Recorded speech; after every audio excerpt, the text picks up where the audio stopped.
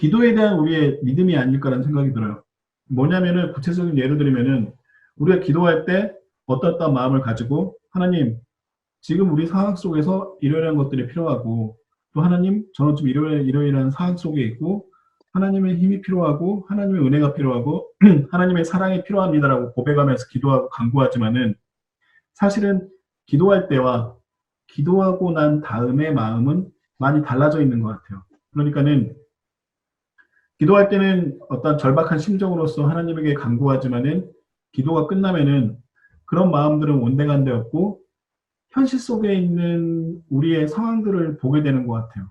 사실은 그거를 무시한 채 지금의 우리의 상황과 나의 상황만 고려해서 내가 필요로 하는 것, 내가 원하는 거에 대한 응답을 받기 위한 기도.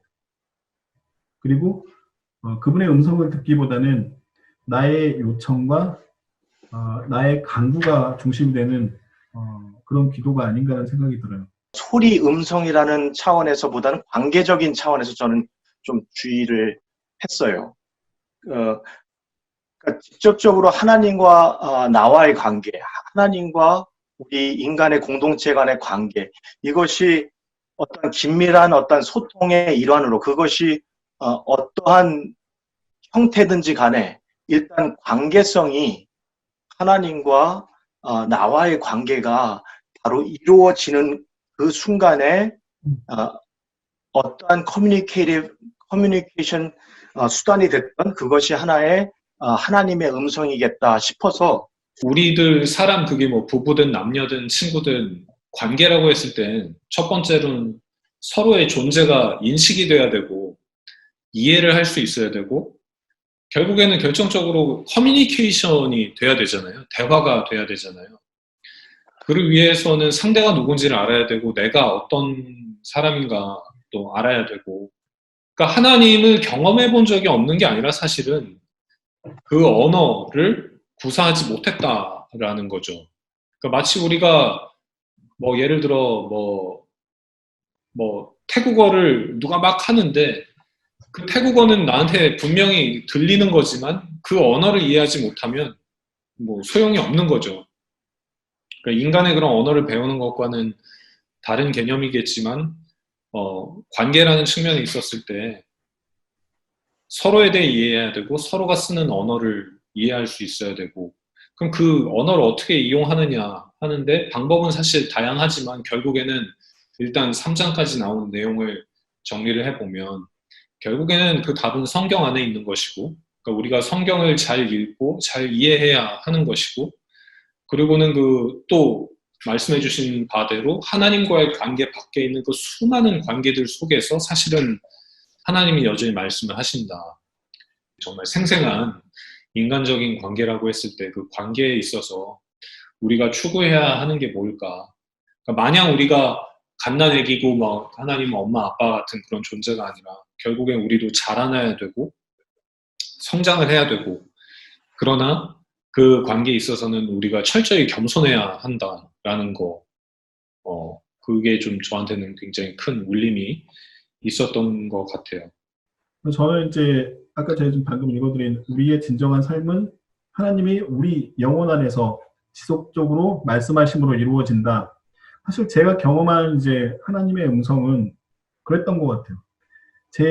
이 마음 안에서 어떤 것들에 대해서 뭔가 이렇게 막 살아 꿈틀꿈틀 거리면서 내 자신을 움직이게 하는 내 영혼 속에서 그 누군가가 나한테 무언가를 이야기하는 듯한 그 커다란 울림. 사실 이게 이제 제가 이제 뭐 신앙생활을 한다든지 어떠한 행동을 하고 어떠한 것을 하는 거에 대해서 결정을 하는데 중요한 요소가 된 것 같아요. 물론 이제 이 3장 이후에 보면은 이렇게 저자가 하나님의 음성을 분별하는데 뭐 세 가지의 빛, 그래서 뭐 환경, 뭐 성령의 감화, 성경 말씀에 대해서 강조를 하는데 일단 뭐 그 이전을 떠나서 우리가 하나님의 음성을 소리가 아니라 보통 이렇게 우리 마음속에 특정하고 있는 생각이나 어떤 지각의 형태로서 이렇게 이루어지는 경우가 제 자신의 경험을 통해서 보면은 참으로 많은 것 같아요. 지금 뭐 제 삶 속에서도 작년, 올해를 통해서 지속적으로 주시는 마음, 이런 거는 기다리라는 어떤 그런 마음들이었거든요. 그런데 사실은 이게, 그런 어떤 이렇게 아까 그 프랜시스 원사님도 하나님의 음성을 과연 그러면 확증하는 방법이 무엇일까? 라는 어떤 고민을 하신다고 하셨는데, 사실 저도 삶 속에서 그런 고민을 정말로 많이 하는 것 같아요. 작년 1년 동안을 정말, 물론 아무것도 안 한 건 아니지만은, 기다리라는 어떤 말씀들이 많았었고, 또 이제, 송구영신 예배 때도 사무엘 사항에 대한 보통 이제 송구영신 예배가 끝나면은 새해년도에 대한 기도 제목, 성경 구절 하나씩 뽑잖아요. 제가 뽑았던 것도 사무엘 사항이었는데 가만히 서서 하나님이 하시는 일을 보라는 어떤 그런 말씀이었거든요. 그래서 그동안에 이렇게 기도하면서나 제 삶 속에서 이 마음 속의 울림은 기다리라는 어떤 그런 메시지들이 저한테는 강했었는데, 결국 이런 것들, 제 주변에서 일어나고 있는 일들과 또 상황들, 또 어떤 성경적인 구절들, 이런 것들을 종합해서 보면은 이게 결국은 하나님이 나에게 지금 이 상황들을 단순히 뭐 고난과 그냥 뭐 고통과 이런 시간들이 아니라 이 과정을 통해서 기다리고 준비하고 또 하나님이 행하실 일을 보라라는 어떤 그런 것들을 조금씩 확인해 나가는 과정이 아니었나라는 생각이 들거든요. 돌이켜 지난 시간들을 돌아보고 지금 현재 삶을 보고 또 앞으로 제가 걸어가야 되는 삶들을 보면은 분명 제가 생각하는 때와 다르게 하나님의 때가 되면은 또 분명한 무언가를 보여주실 거라는 확신은 있거든요. 근데 제가 말씀드린 거는 이제 하나님의 뜻을, 하나님의 음성을 분별하는 그런 것들이 단순히 단편적인 한 부분만 고려해서 결정할 수 있는 것들이 아니라 기도와 뭐 성경 말씀과 또 제 주변의 상황들을 모든 것들을 종합적으로 확증해 나갈 수 있는 것들이 아닐까라는 생각이 들더라고요. 굉장히 사람들이 그런 질문을 많이 해요. 뭐 콜링 받은 얘기를 해달라. 이 책이 사실 얘기하고 있는 중에 굉장히 그 잘못된 자세 중에 하나가 나대지 말라는 거거든요. 그 프랜시스, 한국어로는 번역이 어떻게 되는지 모르겠지만 meek 하라고요. meek. 그러니까 bold나 blunt 하지 말고 meek 하라고. 이게 진짜 하나님이 나한테 이렇게 말씀하신 건가? 아, 진짜 이건가? 나한테? 정말 이게 맞나? 그러니까 마치 그 모세나 기드온이 막 계속 검증을 요구하고 난 안 돼요, 막 주저하고 이러지 마시면 안 돼요, 근데 사실은 굉장히 많은 사람들이 굉장히 자신 있게 나는 뭐 응답을 받았다. 하나님이 이렇게 말씀하셨다. 그런 마인드셋이 굉장히 강해요. 평신도든 아니면 사역자들이든. 근데 결국에는 콜링 받은 얘기 좀 꺼내봐요 하는 것도 결국에는 그 비슷한 마인드셋에서 나오는 발상인 경우가 많아요. 하나님의 영광을 구한다라고 했을 때 가장 기본적인 자세가 관계, 소통하는 방식으로 아주 겸손하게 가장 초보적인 방식으로 돌아가는 게 아닌가. 우리가 가장 지금 뭐 김 목사님도 그렇고 프랜시스 목사님도 그렇고 저 또한 마찬가지로 동일하게 이야기하는 게 결국은 관계잖아요. 근데 관계라는 게 결국 말로만 이루어지는 게 아니라 우리 세 사람이 동일하게 얘기했던 것처럼 결국은 서로를 알아가고 서로를 이해하고 대화를 통해서 점차적으로 친밀해지는 과정인데, 이론적으로는 너무나 잘 알고 있지만은 생활적인 면과 실천적인 면에서는 어쩌면은 기독교인들이 뭐 타종교에 대해서까지 비교할 필요는 없겠지만은 가장 부족한 부분이 아닐까. 그러니까는 말하기는 쉬운데 행동하기는 때로는 어려운 부분이 이 관계성을 이루는 게 아닐까. 사람의 문제도 사실은 관계를 통해서 틀어지는 경우도 많지만은 관계를 통해서 해결되는 문제들도 굉장히 많거든요.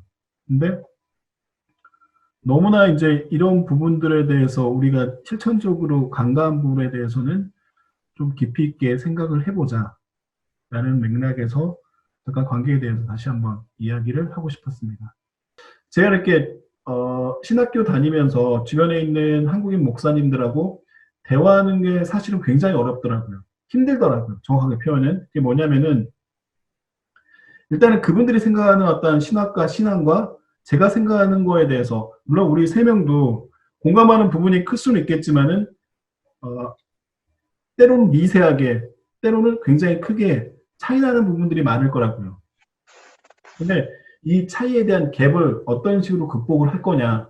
그런데 대다수의 제가 경험했던 신학교에서 경험했던 더군다나 이렇게 목사님들 같은 경우에는 그분들이 일단은 하시는 이야기는 마치 진리인 것처럼, 그러니까 이게 대등한 관계에서 대화를 유지할 수 있는 게 아니라 옳고 그름을 따지는, 시시비비를 따지는 어떤 그런 식의 대화를 하다 보니까 사람이 대화를 하다 보면은 굉장히 이게 힘들어지더라고요. 사람과의 관계성에서도 사실은 그런 부분들이 많이, 특히 우리 기독교인들 내에서만 생활을 해도 그 안에서도 분란이 일어나는데, 더군다나 믿지 않는 사람들과의 관계성을 맺을 때 그냥 세상적인 세속적인 관계를 맺는다 그러면 먹고 마시고 놀고 뭐 다른 민감한 이야기 안 하면 모르겠지만은 어떤 그런 것들이 부딪히는 부분들이 굉장히 많더라고요.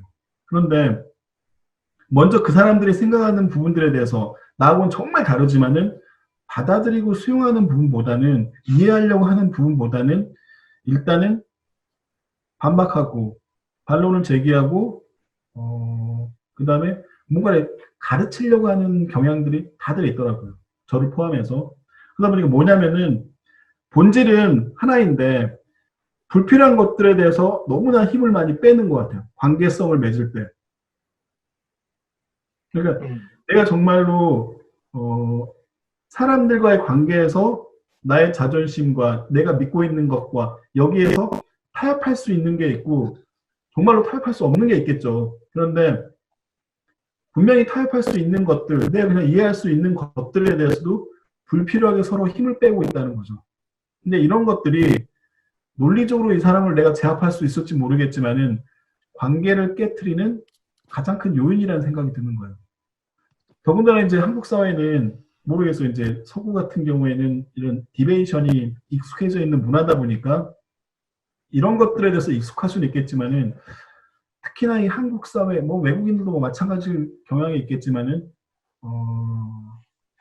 내 말에 일단은 내가 설령 상대방의 이야기가 맞는데도 내 말에 일단은 반론을 제기하는 거에 대해서 굉장히 불편해한다는 거예요.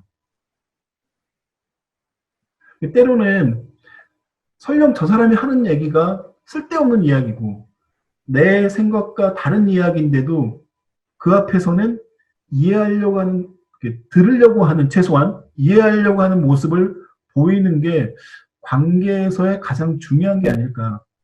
어쩌면 하나님과 관계 속에서 저희는 듣고 싶은 이야기만 듣고 싶잖아요. 저희가 원하는 이야기만 들으려고 하잖아요. 근데 때로는 귀에 거슬리는 이야기도 하실 거라고요. 근데 우리는 듣기를 거부하죠. 사람들의 관계 속에서도 내가 듣고 싶은 이야기만 듣고 싶어하는 경향들이 강한 것 같아요. 그러다 보니까 관계가 깨지고 결국은 이제 불필요한 어떤 논쟁을 통해서 멀어져가는 관계들을 많이 보게 되는 것 같아요.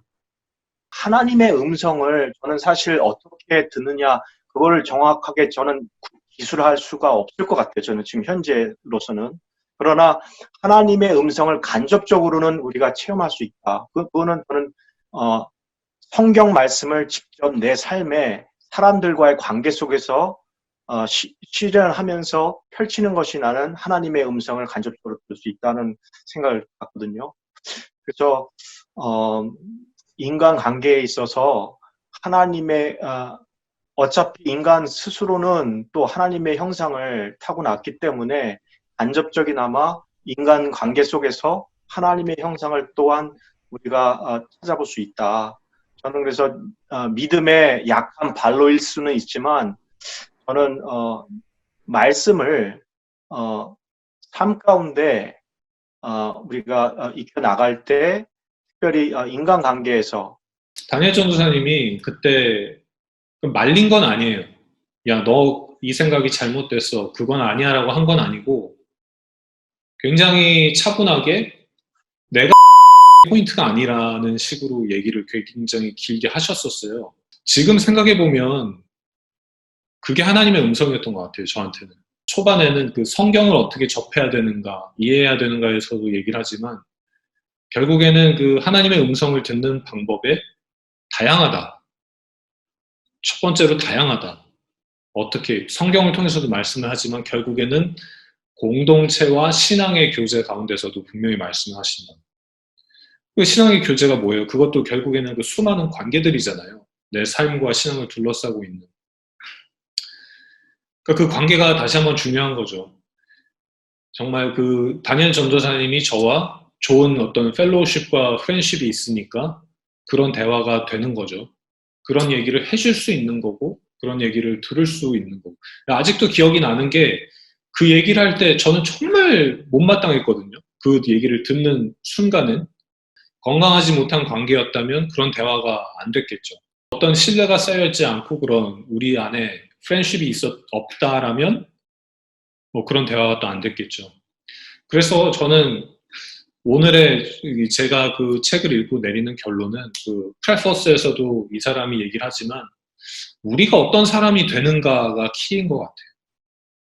그러니까 우리가 어떤 사람이 돼서 하나님과의 관계를 맺느냐. 겸손해야 되고 하나님을 신뢰해야 되고 하나님의 존재 어떤 뭐 절대자가 있다라는 그런 신뢰뿐만이 아니라 성경이라는 그 계시를 우리가 어떻게 받아들이느냐 이런 것들 우리가 얼마나 자라날 것이냐 더 성숙해질 것이냐 방금의 예를 들어 다니엘 전도사님과의 그런 관계라면 하나님과 어떤 관계 또 하나님이 말씀하실 수 있도록 우리 주변의 그 수많은 사람들과의 관계를 어떻게 만들어 가야 할까 나는 어떤 사람이 돼야 할까 그게 중요한 결론 중에 하나가 아닐까 저는 그렇게 정리를 해봤습니다.